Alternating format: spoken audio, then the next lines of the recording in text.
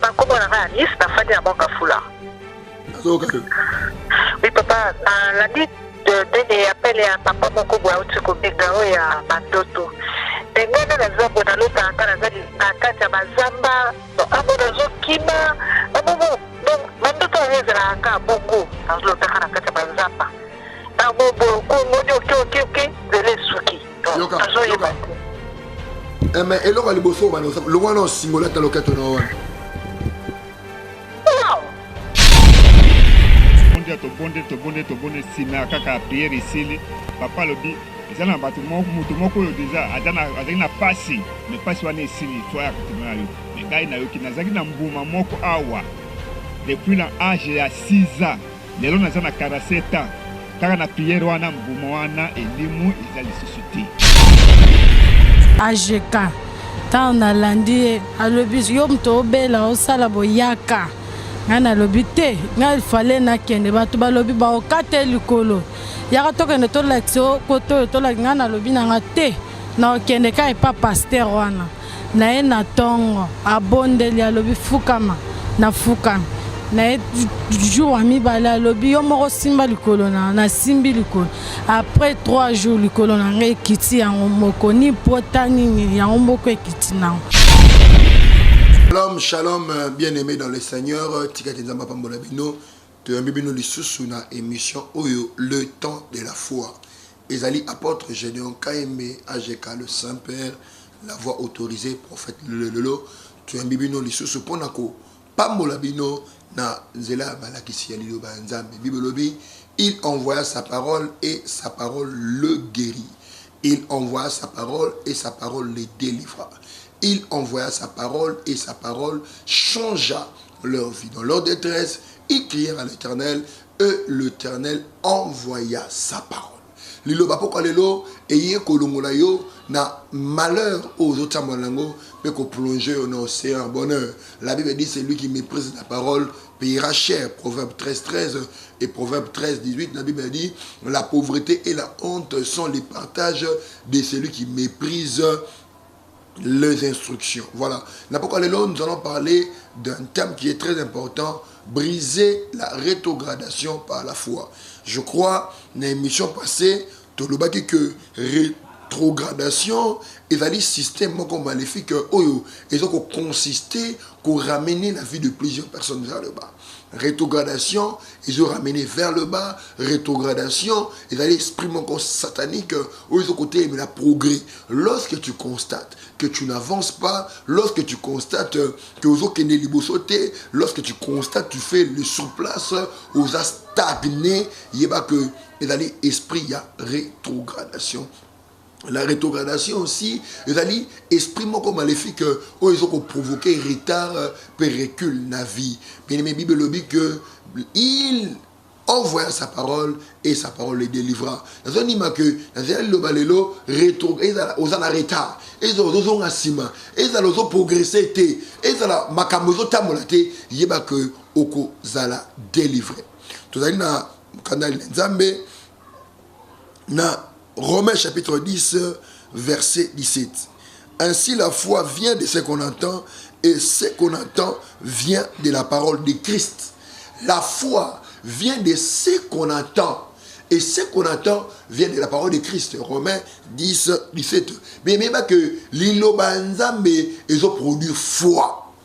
Lorsque vous écoutez la parole de Dieu, qu'on dit maison mata, nengozo quand vous changez chaîne, que vous appelez, il y a que qu'on demande qu'on mata pour un changement na yo. Nzambe a benga yote pour ça aller sur place. Nzambe a benga yote pour la même vie, une vie uniforme. Bota na famille na bino, boka na vie ndenge moko, yaya abala zonga, yo po balo zongi. Vie ndenge moko, mama abalaka mobala kufi, yo po bali mobala kufi. Mais vie uniforme wala. Nanzela ilo banzambe poko lelo vie vie ne doit changer au nom de Jésus. 2 Corinthiens chapitre 5 verset 7, la Bible dit, nous marchons par la foi et non par la vue.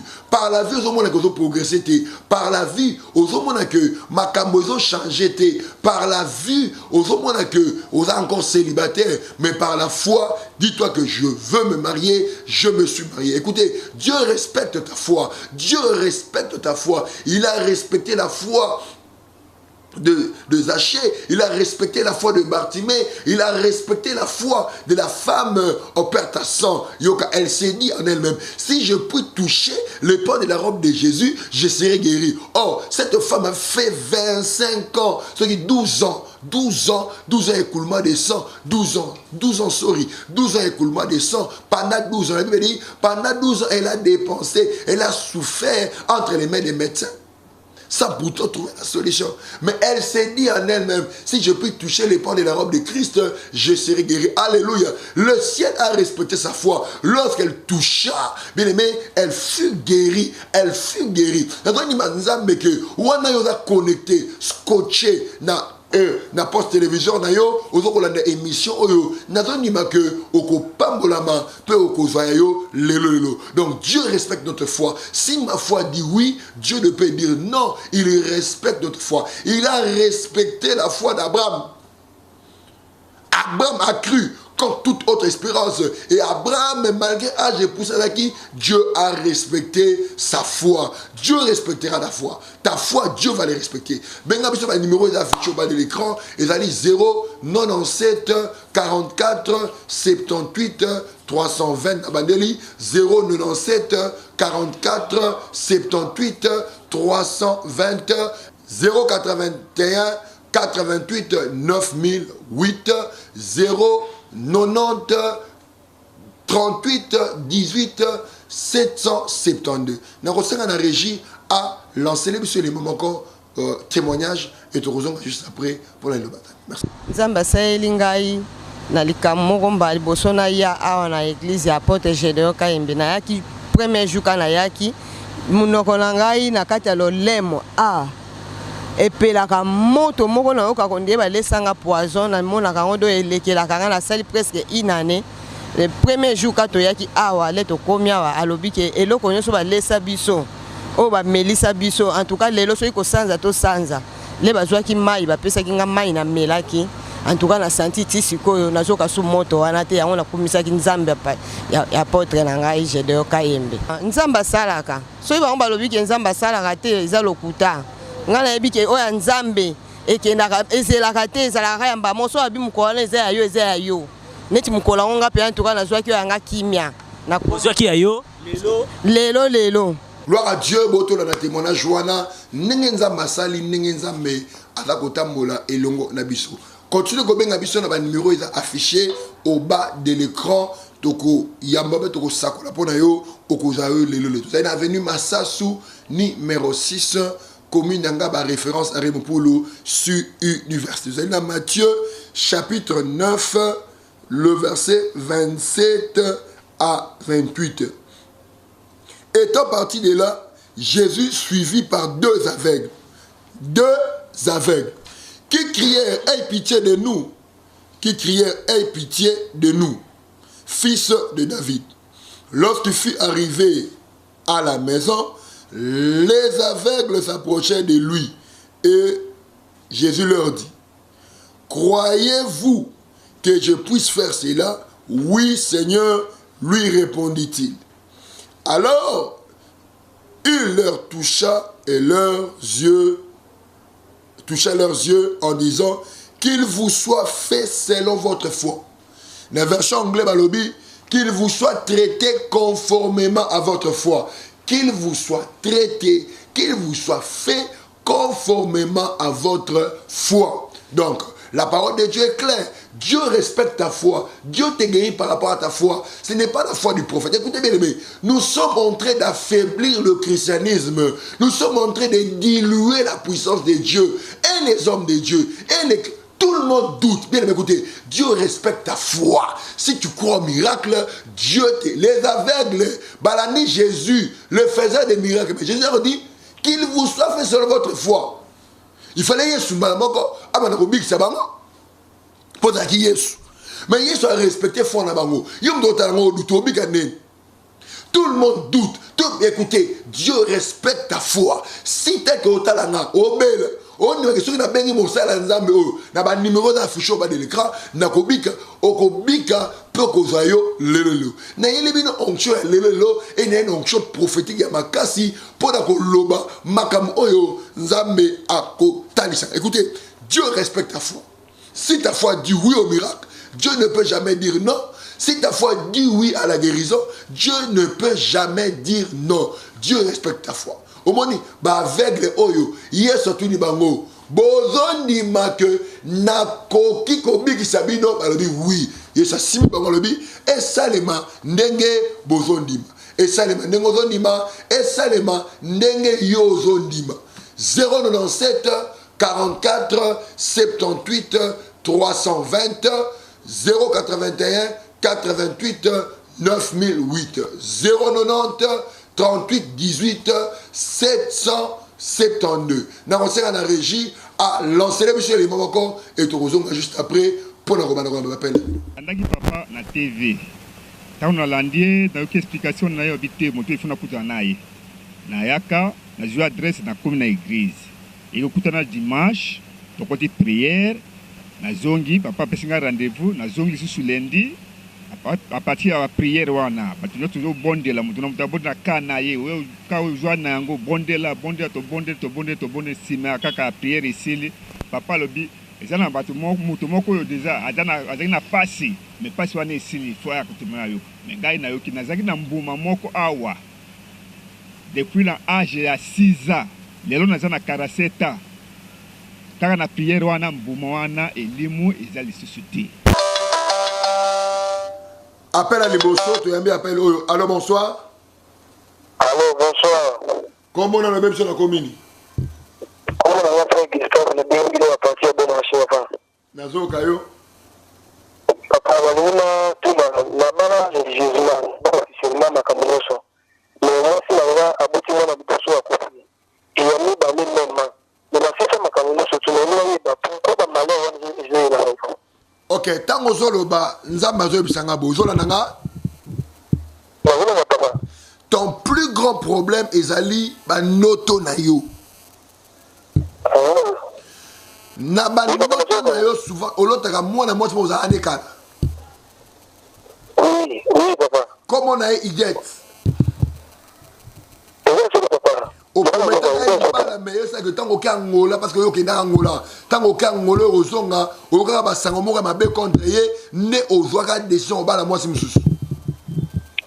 Ki solo papa makamuzo ndio solo. Akenda na kuyanga ko travailler yo. Baloba ko aussi maman na dépôt mazoloba abotela ku mwana moko na 8 ans lelo. Je azana 8 ans papa, non zoloba, azana 8 ans. Oui. Yaka le partir à 7 heures. Tu viens à avenue Massa sur numéro 6. Yaka partir à 7 heures. Na ko sur détail. Ça pas bon. Papa, on a commune papa. Tozali na commune yanga bana avenue Massa sur numéro 6, référence à Remo pour sur université. Avenue Massa sur numéro 6 commune yanga référence à Remo pour sur université. Déjà l'eau bien partir à 7 heures. Tout ça ko yamba. Benga biso ba numéro d'affiche au bas de l'écran. Toko yamba yo on direct. Allô? Allô? Oui. Allô, bonsoir, prophète. Bonsoir. Oui, prophète, comment on a animé? Oui. Oui, papa, nazo comprendre tes vinanga. Oui, à cause de la 4e mobile, à Zaka Sokiaye. Je comprends que c'est parce que yo au décevant moutouma linga makasi. Au lobby, papa. Au décevant moutouma linga makasi. Au comprendre vinone. Papa, ma commune n'a fait pas la montée. La Bible dit tu mourras à cause de ton péché. Et ça dit bah acte oyo sané do kangayo.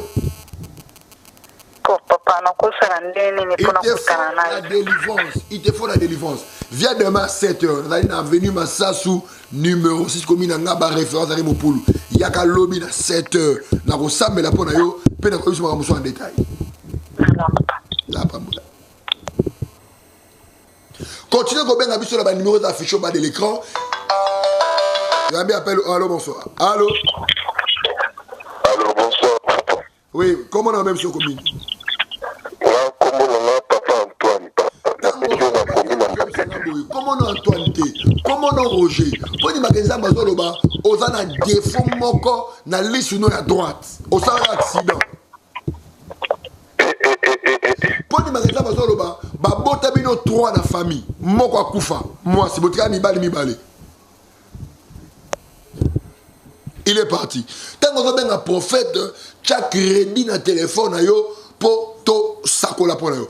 Continuez à bien sur le numéro d'affiche au bas de l'écran 081 88 9008 097 44 78 320. Tu as bien appelé. Allô, bonsoir. Allô, bonsoir, prophète. Oui, comment on a même sur la commune? Non, comment on a dit papa? Na lima ki papa wa nolanga makambo na zo mona ngoi komi no ki pesa ku papa. Soki na lani na zo lotaka ndoto na zali kola mai, batinga likola mai, na zo yenga na zo ku pointe au 5e jour ndoto na zo zonga kaka papa. Ozolo to za wapi? Likolo ya mai, donc mbesi océan moko na zo likolo na zo na na nene mai zo ke na pe zo na na lala ndeti ta ku boy. Ozolo to za likolo ya mai. Oui papa. Maintenant ozolo banza mazo bisango ke na osimba kisi. Oh.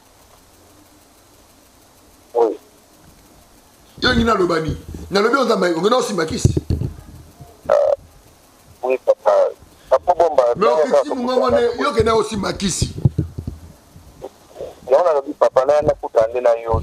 Lobi na ya mana 7 avenue Massasu numéro 6 commune Ngaba référence à Remo pour le suivre la cité.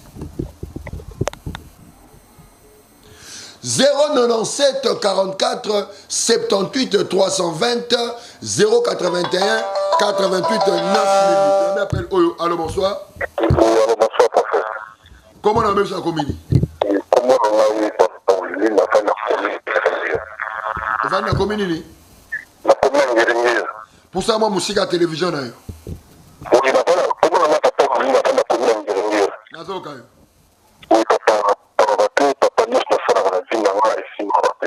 Papa nous bien na mon sala mon groupe ba le na sa motif.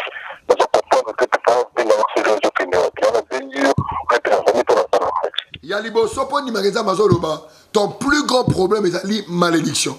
Lorsque tu avais l'âge de 21 ans, au Ibaka Mongo, papa n'a mis un salaire. Au Guinée, il y a un camarade non abassi. Et puis papa n'a mis le seul moment où tu es au Moussala, à ça, même Christ, tu l'as avec. Oui, papa, oui. Il y a un moment que tu es sous le coup de la malédiction. Ma ramené au temps faire l'effort de nous voir demain à 7h. Tu es dans la commune en Gaba, dans l'avenue Massa, sur le numéro 6, référence à Remo pour l'université. Ça va pas mal. 097 44 78 320 097 44 78 320 081 88 9008. Tu as bien appelé. Allô, bonsoir. Oui, allô, prophète. Oui. Il va prendre la benjo. Ça fait 6 mois, papa, on commence à me faire. Donc, il y a tant de vacances, il y a sous-souté. On commence à me faire que je cantine, bandé, quand on a besoin de passer, papa.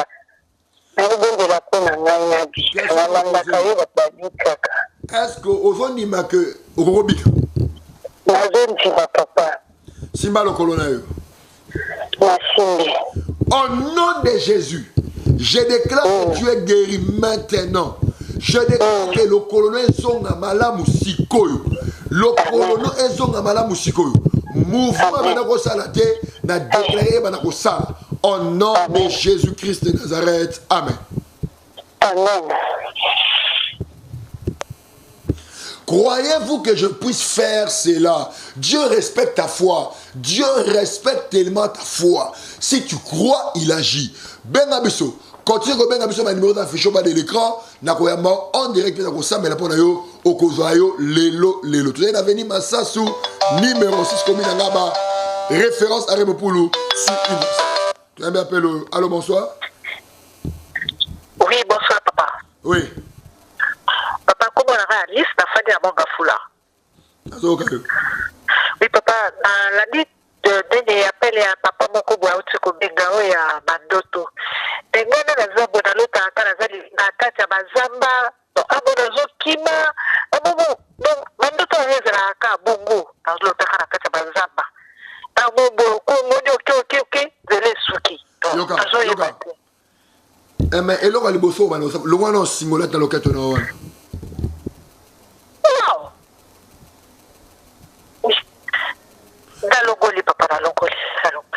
tu as fait des alliances avec le diable. Poni magenza mayebi pas au mono sikoyo. Bovani 3 personnes. Oui papa, 3 personnes. Boza 2 filles na mobali moko. Mobali na mobali na yo. Poni magenza maloba na bana ko sakola pona fille za pembe na yo. Comme on est Hortense. Oui papa zo kayo. Hortense mujinga teka maputa. Poni magenza mazoloba aute kobota mwana moko autokufa. Papa, pardon, église en weza wapi papa na église papa. Tout à avenue Massasu numéro 6 commune ngaba référence à Remopoul. Sur université. Merci papa. Tokozanga te na dekoranga to yaloki. Ngapa bona. Lelo to elibino nzambe ya lelo benga biso lelo ozwa yo pe lelo 097 44 78 320 081 88 9008. Tu as mis appel oyo. Allô bonsoir. Allô papa. Bonsoir. Comment on appelle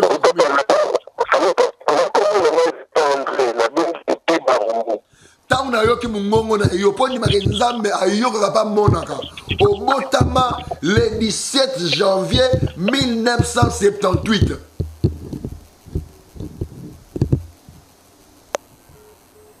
tango benga prophète tchaba crédit benga biso poto sakola pona yo 090 38 18 772. Tout ça est avenue Massasu numéro 6 commune Angaba référence à Remopoulou. On appelle Oyo. Allô bonsoir. Allô bonsoir papa. Loba Makasi. Oui. Allô papa. Nazo Kayo. Oui papa. Comment on a eu papa bébé avant d'y avoir la question papa. Allô. Allô Nazo Kayo. Oui, papa, on a un problème. Benga biso na ba numéro d'affichage bas de l'écran et na conseil na régie a tient la biso élément encore tozonga juste après. Merci. Témoignage nange zabona yaki na mbasu na lamuki na tongo bien 12h likolo nanga evimba ki makasi ngamoko na bando mituna 20h nalandi papa na TV. Papa nani? Papa Kayembe Jedon AGK. Tant nalandi alobi yo mto obela osala boyaka. Ngana lobite ngal fale na kende batu balobi ba okate likolo. Yaka tokende to laxo koto to la ngana lobi na te na kende kai pa pasteur wana. Na e na tongo abondeli alobi fukama na fukama. Na jour ami bala lobi yo moko simba likolo na simbi likolo après 3 jours likolo na ngai kiti yango moko ni potani ni yango moko ekiti na yango nde na okumisa nzambe na bai alobi ko eza awa tozo ya epanganga te lobi ko eza awa ya makasi tanga na moni na biki na ebike place on nzamba za. Tu as bien appel Oyo. Allô bonsoir. Allô. Oui. Bonsoir papa. Oui. Comment on a eu papa Rushina bana kitambo Jamaïque. On va na kitambo Jamaïque. Yo va na badiading. Et puis ça charpentier. Papa le Poni makosa mazolo ba mikolo kutoza ba marché te. Ils ont mon tata mon papa. Ba yo ko ba devi ba obenga yo pété. Papa attends qu'on t'appelle mon tata nous sur le tourner. So o même ko ça pourquoi? Papa la attends nous on va te dire mais mais faut la sirène nous on va porter sur moi. Après nous nous pas poser tenir entendre. La vous savez de tout. Yaka lobby na 7h, tout ça na avenue Massasu numéro 6, commune Ngaba référence à Remopoulou sur université. Non, c'est pas demain matin on est capable de prendre la poste en là. Croyez-vous que je puisse faire cela? Croyez-vous que je puisse vous guérir? Jésus respecte la foi des gens. Tu as mis appel. Allô, bonsoir. Allô? Monsieur le prophète. Allô? Allô, Oui. je m'appelle Monsieur Leblanc, je suis à la commune de Ninoké. Ton plus grand problème est un dossier et un mongo. Mais maintenant, quand tu as un dossier, et puis pour tu es un avocat. C'est vrai, papa, c'est vrai. Oui. C'est la vérité. Mais on va marcher et puis ils n'ont pas si pour nous faire confiance. C'est trop difficile qu'on me donne la confiance. Je peux donner des documents partout, mais on ne me donne pas la confiance. Il y a d'autres gens qui on leur accepte facilement, moi, ils n'ont plus. Tu parles beaucoup français. Papa, comment je peux faire, papa? Comment je peux Viens faire? demain à 7h, viens demain à 7h. Viens demain à 7h. Nous sommes dans la commune de Ngaba, sur l'avenue Massassou numéro 6, référence à Rémopoul sur l'université. D'ailleurs, les adresses passent sur votre téléviseur. Ok, papa, que Dieu vous les yeux demain matin. Merci, papa. Vous êtes un vrai prophète. Il a dit, je suis un vrai prophète. Que Dieu soit loué. Avenue Massassou, numéro 6, commune de Ngaba, référence à Rémopoul sur université. Tu as bien appelé. Allô, bonsoir. Oui, allô, bonsoir, prophète. Oui. Oui, c'est moi, Brigitte. Anna Benjo na Mongafula. Oui. Oui, papa, na ça va faire nanga na Bénin. Mais depuis 6 mois, ils ont aussi les soutiens et puis l'instabilité. Nous, c'est aussi ma papa. Nous avons cause. Pourquoi ça ne marche pas? Cause na yo, eza yo moko, pe camarade na yo moko, amema ki yo bisika moko. Na lo bango la télévision? Papa, le bac à Naïba, parce que j'ai envie vraiment de savoir. Tu as été déjà à Pointe-Noire, n'est-ce pas? Ah oui, la soeur a fait Pointe-Noire. Tu as une copine qui s'appelle Nicole, n'est-ce pas? Oui, Nicole Moussa. Oui, Nicole Moussa. Yo Moussa. Est-ce que tu sais que Amema ko ba salo ba service ma sokola? Oui, papa, tu connais pour Fula Bisso. Et Fula Bino. Mais bana bokena e Fula te Fula neye. Oui, il y a Mathieu, une boutique par-ci par-là. La chance non de ki dapa na ye. On a continué. Papa, là, ça donne pour la récupérer.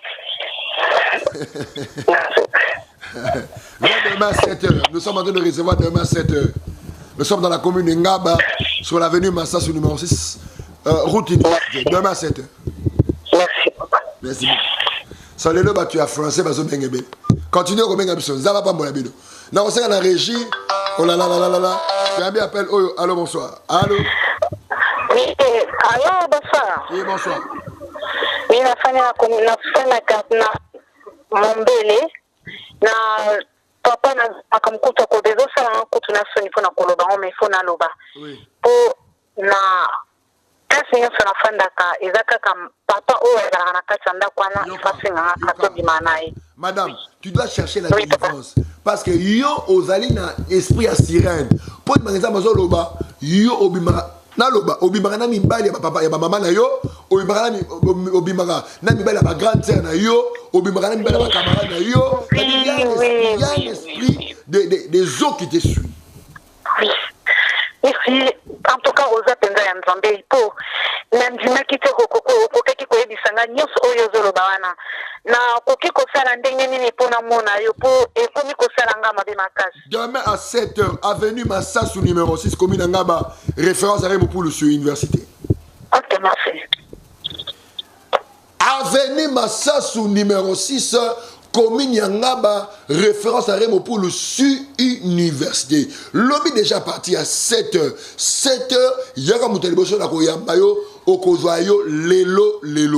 Tu as mis appel. Oh, allô, bonsoir. Allô, bonsoir, papa. Oui. Oui, papa, nga papa bébé ka distance wa kubenga. Ezali problème moko ya makaso ide papa na ngai. Loba na zoka. Oui, papa, natangisaki ndoto na mwasi ya petit frère na ngai. Bana natangisaki ndoto na ye papa na yebisi yo. Naza boye mobali na ngai. ekosala ndenge nini ekobima mwasi ya bato eloko nde ekosala te ekosala te naza napesa lisungi papa kende kosenga bolimbisi na famille tubela nakokoka te papa Mais au cas où il y a un moi ça légui na yo. Au cas où moi ça légui no kagu pour au senga boliso ka son. Papa limbisa nga na kenda ni musale za ipale na papa. Ngai na kolimbi no le kolimbisa yo. Mais faut confesser c'est mauvais ce que tu as fait.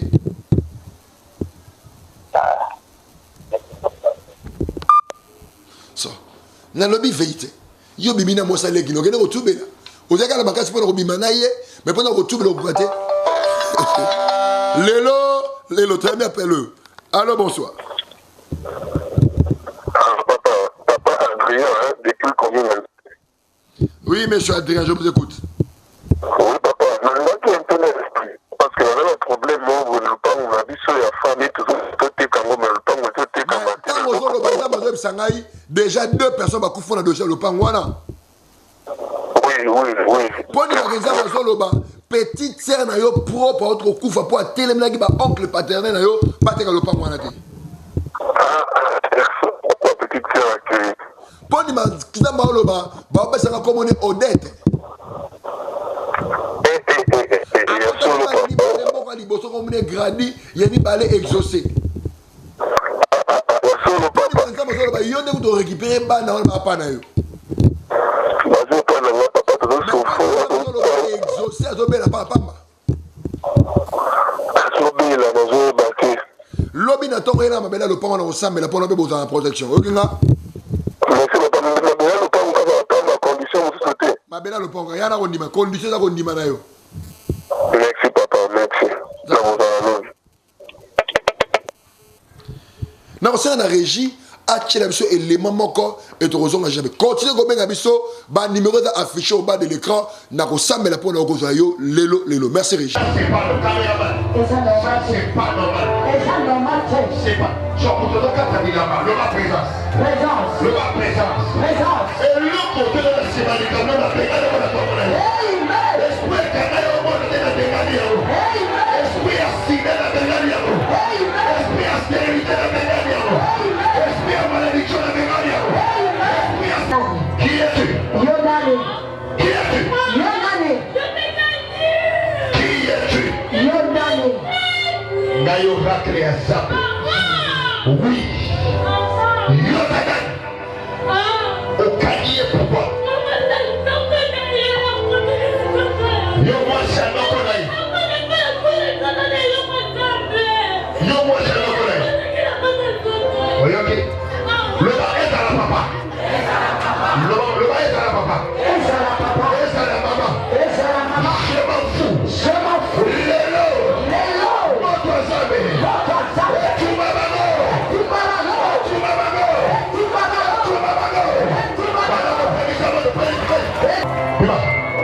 allez, Bima, micro là-bas. Bima na soto na ye. Bima shikoi. Bima na soto na ye. Bakolia, papa Nazar. Papa moi Nazar.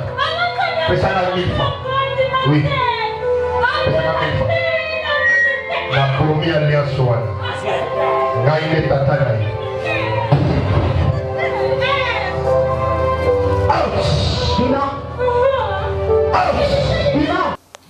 Tu as bien appelé Oyo, allô bonsoir. Oui, allô bonsoir papa. Comment on a mis ça comme ini? Oui,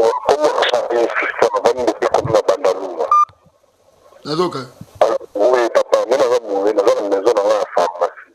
Nous avons comprendre de plus en plus pharmaciens, ils ont quitté la Cameroun. J'ai eu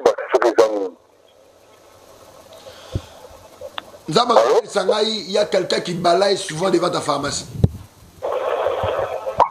Il y a complexe, il y a 4 maisons, mais nous avons une boutique à Souka, à Komara, souvent, Liboso, il y a une maison de bâtir à Foulou. Attire Foulou, Liboso, pharmacie. Oui, papa, chaque fois, on va passer au panier, il y a comme la ici. L'objet y a un tongo, mais maï kaka. Nous sommes là pour nous asperger, Liboso, pharmacie. Merci, papa, nous attendons le cas. Merci, papa. 097 44 78 320 081 88 9008. Benga biso ba numéro affiché au bas de l'écran. Toko sambela pona yo Okozoyo, Lelo. Tu as bien appelé. Allô, bonsoir. Oui, papa, bonsoir. Ezanga yoto bondira pona likolo, papa. Oui. Quand on a ndako na TV na yo na zakana ba doute mais nga mona vivre vraiment vérité à mona ntutu na vai. Oh. Yo tango la ba doute. Na mona ka ba ba bika wazo bika mais nga mo skonde na benge bunde lipona nga likolo na kina ba kine sima na ngote.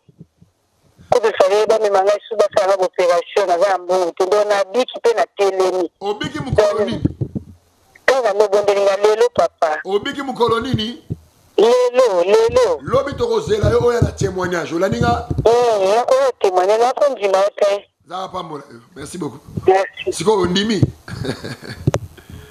Nous avons un Dieu de maître. J'avais dit que Dieu respecte ta foi. Dieu n'a pas de problème. Il respecte ta foi. Si ta foi dit oui, Dieu ne peut jamais dire non. Tu as mis appel. Allô, bonsoir. Allô, bonsoir, papa. Oui, tant on a eu qui m'ont le point de magasin, maman n'a pas tout. Comme on a eu Justin. Moi, sinon, les beaux. Brigitte. Oui. Moi, ça m'y balait auto qui m'aura siko.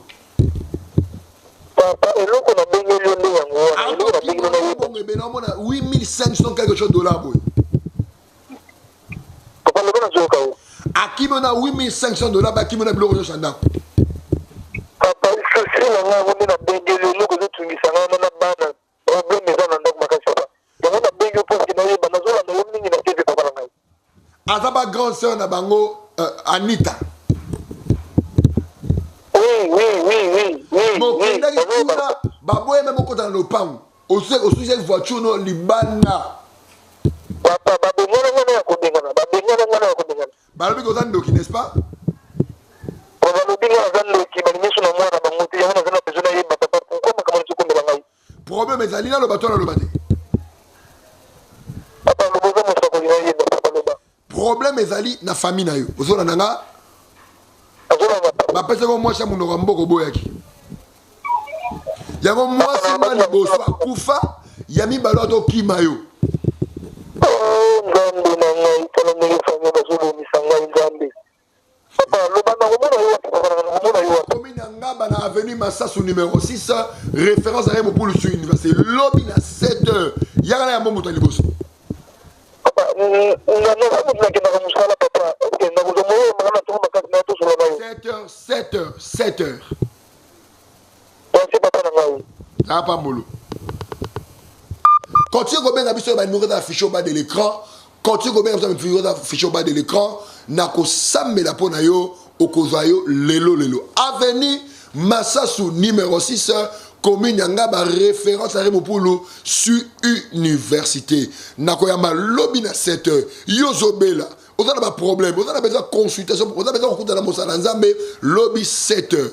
Dans la commune Ngaba, na avenue Massassou numéro 6 référence à Remopulu sur université. Déjà à partir de 7h, Toko Yamba et Toko Sambela pour la bino au Kozalo. Dans la régie, à besoin d'éléments moko, tout ça juste après. Pourquoi? Non, pourquoi? Hein? À comment Yo Zandani. Hein? Yo Zandani, pourquoi? Hein? À comment Yo commissaire. On est sévère. Mon toto a décidé à maner, on a frappé la communauté. On a frappé la communauté. On a frappé la communauté. Attends, moi, il y a ma casse dans ma semaine. Il y a d'autres kaki. Il y a le bécoba. La levée à soba, l'élo. À soba, la l'élo. La lobby à soba, la l'élo. Loba, l'élo. On le bénit. Loba, loba, kasi. Le Abali. Bien.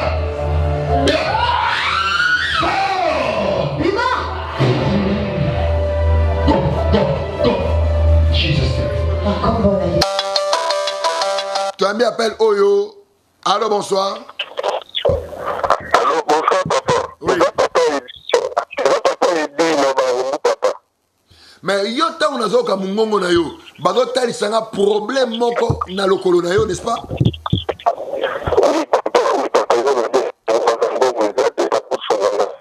Simba lokolo na yo. Le bakolo yesu. Qui sanga lelo lelo. Amen.